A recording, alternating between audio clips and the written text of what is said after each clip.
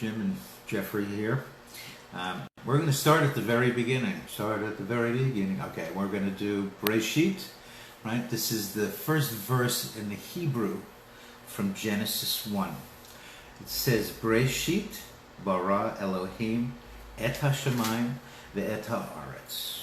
Should I do the second or just... No, let's start. Let's just stop there. You know, like, first thing that just hit me whenever we first started studying this thing is that you weren't speaking English.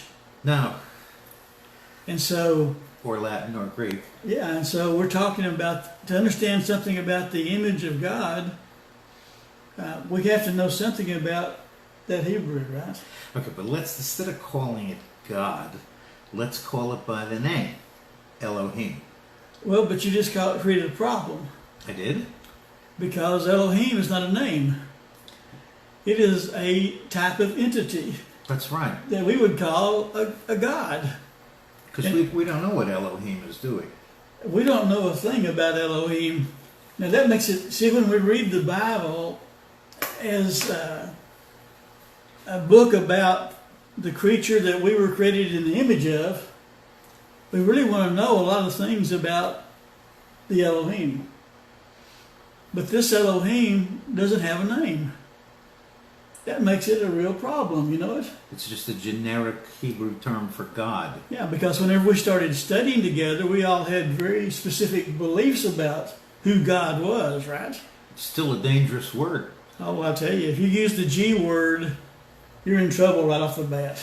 Right, because if perception is reality, then you're going to have at least 7.5 billion perceptions of what this thing is or isn't, because there's a lot of people that have no perception of anything higher than what we are. So, and what you just said is that when it comes to using the term created in the image of God, you could have 7+ billion ideals about what the heck they're created in the image of.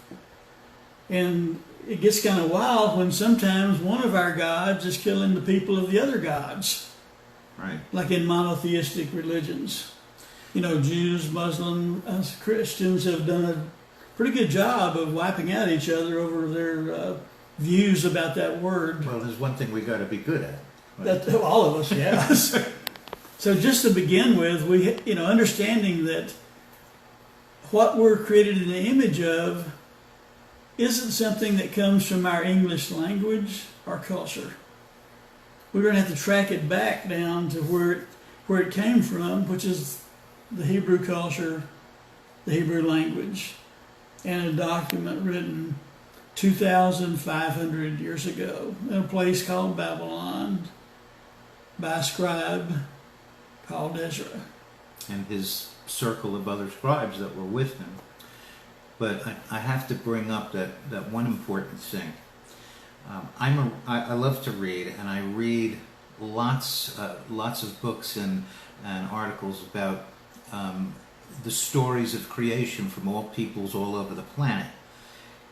Our story is very, very different because in the Hebrew Bible, in both the 7 days of creation story and the Adam and Eve story that comes right after it, whatever this thing is, it's there before creation, which is almost unheard of because most of the time you are told about how the god or goddess gets there.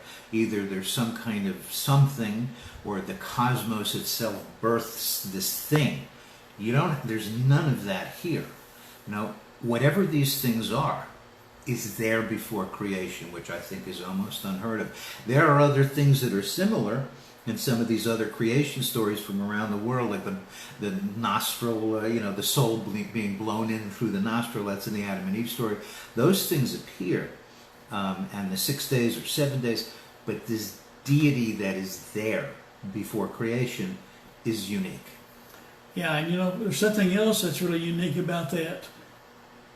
And we're going to have to talk about that in the second verse, which means that we're going to be talking about it in the next video.